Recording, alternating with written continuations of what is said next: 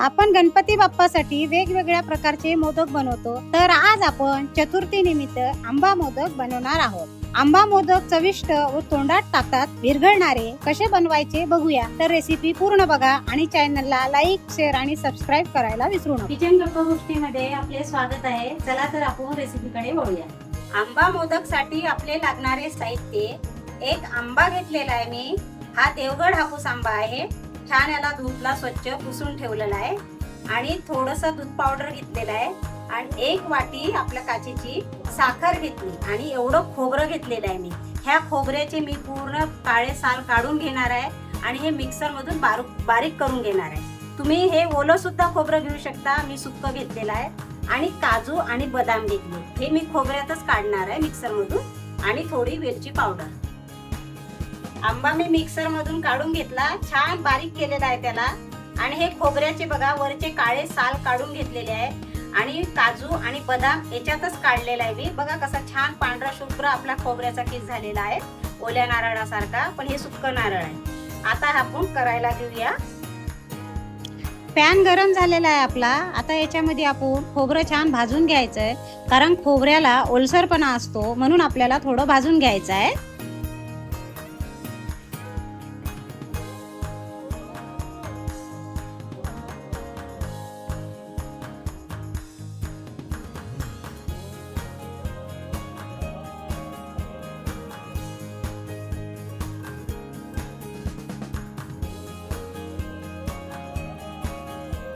खोबऱ्याचा किस आपला पूर्णपणे सुकलेला आहे बघा.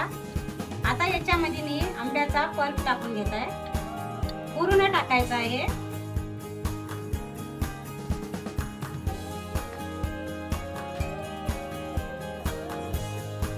हे याला एकजीव करून घ्यायचं आहे. हे पण बारीक आचेवरच करायचं आहे आपल्याला.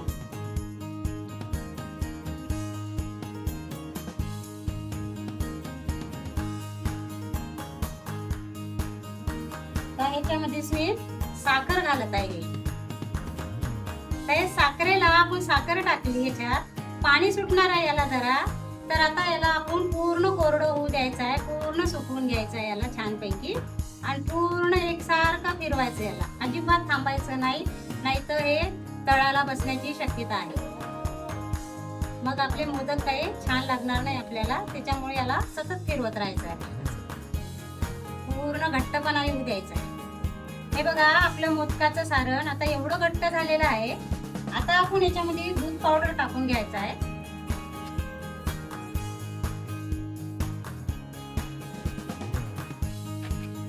दूध पावडरला पण छान मिक्स करून घ्यायचं आहे आपल्याला, एकजीव करायचा आहे. गॅस आपला बारीकच आहे, बारीक गॅसवरच केलेला आहे सगळं मी. घट्टपणा आलेला आहे याला. आता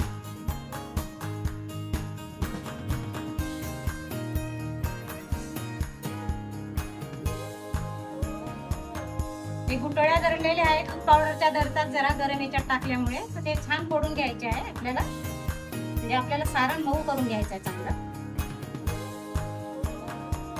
असेच माझे छान छान व्हिडिओज बघण्यासाठी चॅनलला लाईक करा, शेअर करा आणि सबस्क्राईब करून ठेवा.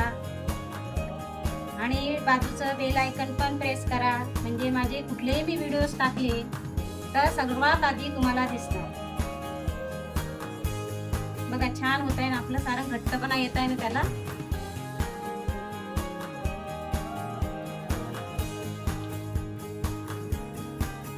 आंब्याचा सुगंध पण छान सुटलेला आहे. आता याच्यामध्येच आपल्याला थोडी वेलची पूड टाकून घ्यायची आहे स्वादासाठी. तसा आंब्याचा स्वाद आहे, नाही टाकली तरी चालते, पण जरा वेलची पूड टाकली ना छान वाटतं म्हणून टाकायची. आणि थोडं आपलं चिमूटभर आपण मीठ टाकायचं याच्यामध्ये, जास्त नाही, एवढंच. आणि आता याला छान घट्ट होऊ द्यायचं आपल्याला.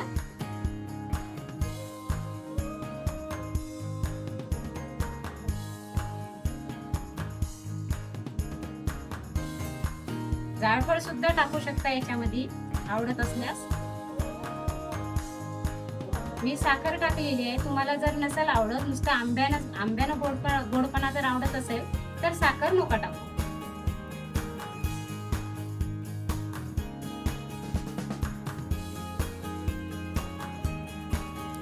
मोदकाचं सारण आपलं तयार झालेलं आहे, पण याला गार होऊ द्यायचं, मग हे आणखी घट्ट येणार आहे. आता जरा घट्ट आलेला आहे, पण थंड झाल्यानंतर हे छान घट्ट येणार आहे. त्यावेळेस आपण मोदक बनवूया.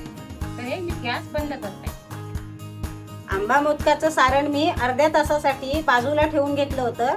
बघा छान सुकलेलं आहे, अजिबात आपल्या हाताला लागत नाही आहे. आता हे आपण मोदकाचं मोल्ड घेतलेलं आहे. आता त्याला थोडं तूप लावून घ्यायचं आहे आणि त्याच्यामध्ये आपण ताप टाकायचा आहे बदामाचा दोन्ही बाजूनी आणि आता याच्यामध्ये भरून घ्यायचं आहे आपल्याला.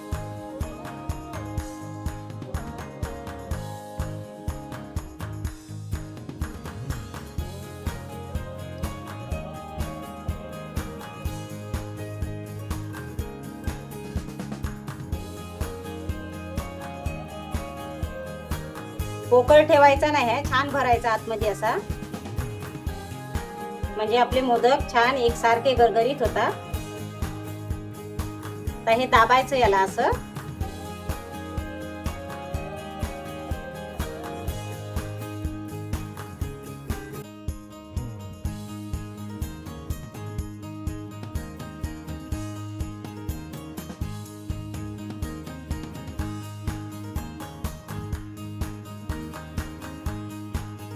बघा आपला मोदक कसा झाला छान. असा ह्याच प्रमाणे बाकीचे पण मोदक करून घेणार आहे मी.